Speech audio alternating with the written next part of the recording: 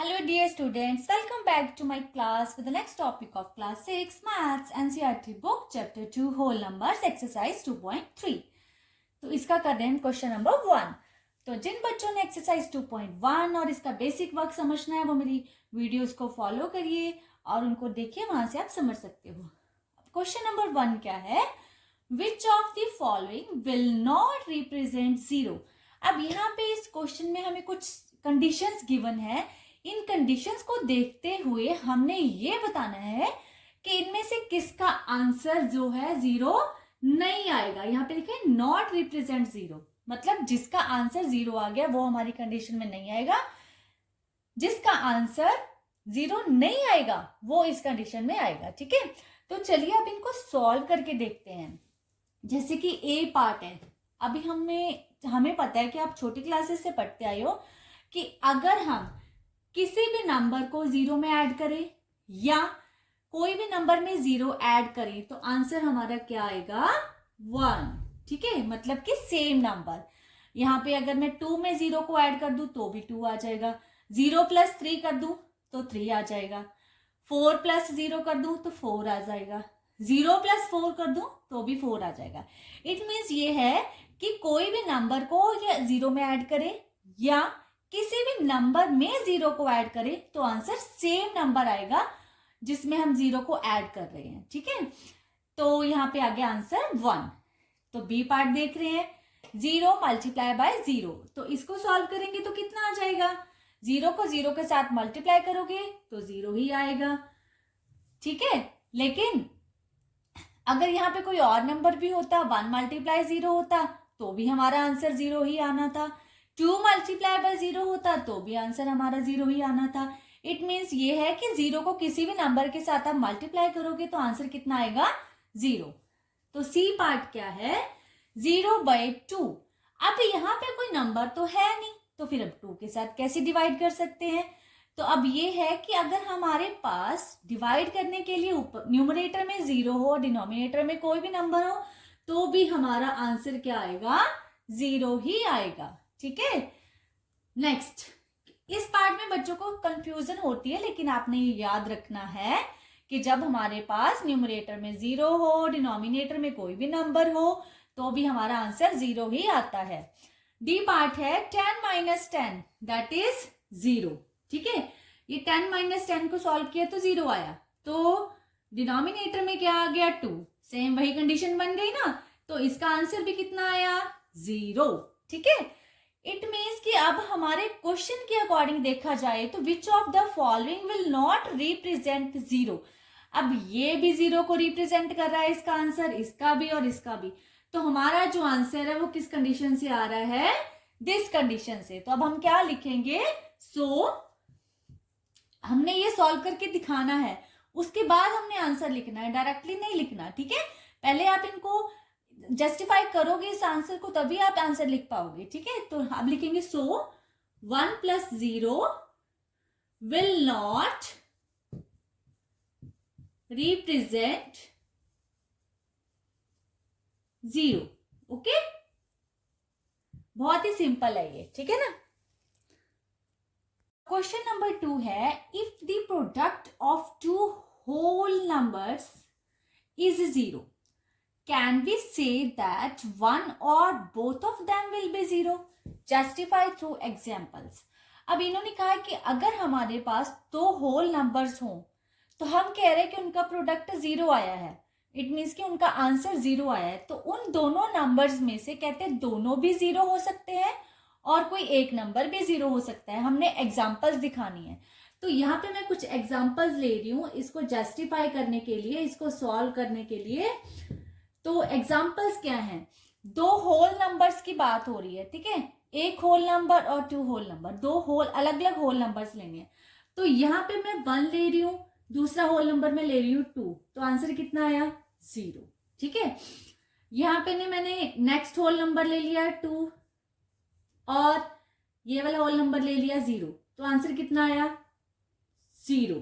ठीक है, अगर मैंने यहाँ पे फर्स्ट होल नंबर लिया 0, सेकेंड होल नंबर ले लिया 3, तो आंसर कितना आया?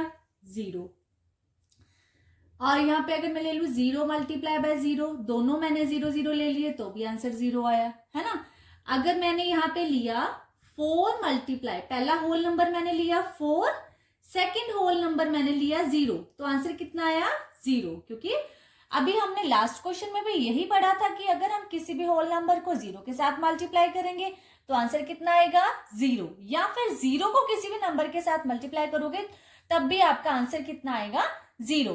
तो इट मीन्स कि ये जो हमारे पास कंडीशंस हैं इन सभी में हमारे पास चाहे दोनों होल नंबर 0 हो चाहे एक होल नंबर 0 हो तो आंसर कितना आ रहा है 0।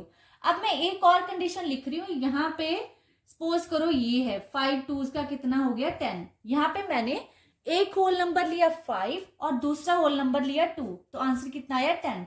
इट मीन्स कि ये वाली कंडीशन जो हमारी जस्टिफाई कर रही है हमारे क्वेश्चन को, ये वाली सारी कंडीशंस की यस अगर एक नंबर भी हो, एक होल नंबर भी 0 हो या फिर दोनों होल नंबर 0 हो तो हमारा आंसर कितना आएगा 0। ठीक है, तो अब इसको हम क्या लिख सकते हैं, yes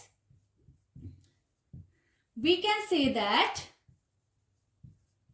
yes we can say that one or both of them will be 0। ठीक है, ये आपका ये जो मेन आंसर है ना ये लिखना जरूरी है।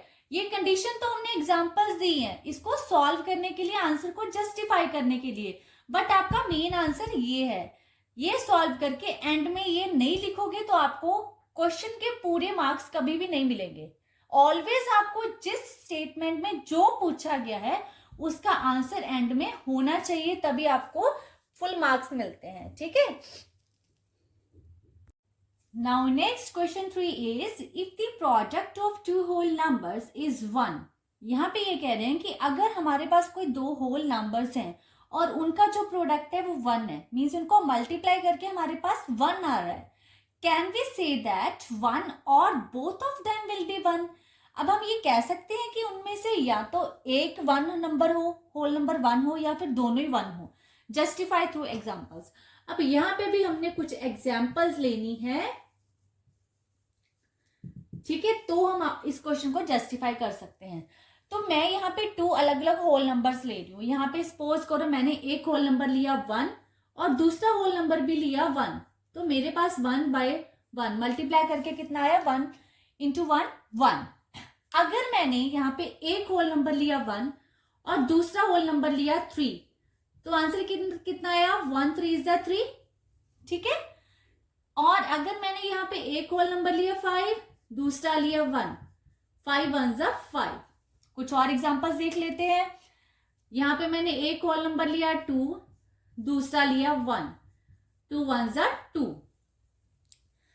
तो अगर मैंने यहाँ पे एक होल नंबर लिया 3 दूसरा भी लिया 3 तो कितना आया 9। ये वाली कंडीशन तो हमारी इसमें आएगी नहीं क्योंकि उन्होंने कहा है कि यहाँ पे 1 एक नंबर मतलब एक होल नंबर 1 हो या दोनों, तो ये हम लेंगे नहीं इसमें। ठीक है, तो इसको तो आप छोड़ ही दो। अब ये बची हमारे पास 4 कंडीशंस। अब ये जो 4 कंडीशंस हैं इसमें ध्यान से देखिए, जो उन्होंने कहा है कि प्रोडक्ट 1 आएगा, प्रोडक्ट जो 1 है वो हमारी सिर्फ इस कंडीशन में आ रहा है, ये वाली कंडीशन में। ठीक है, यहाँ पे मैंने होल नंबर 1 1 लिया है एक जगह पे, एक होल नंबर की प्लेस पे मैंने 1 1 लिया है, दूसरे की प्लेस पे मैंने कोई और नंबर ले लिया, तो मेरा आंसर 1 नहीं आया। तो इससे क्या जस्टिफाई हुआ कि हमारे पास दोनों 1 1 होने चाहिए तो आपका आंसर 1 आएगा। ठीक है, ये एग्जांपल्स देनी भी जरूरी है और ये आंसर जो अभी लिख रही हूं मैं वो लिखना भी जरूरी है। मैंने अभी बताया था आपको फुल मार्क्स लेने के लिए। तो यहाँ पे क्या आएगा, so we can say that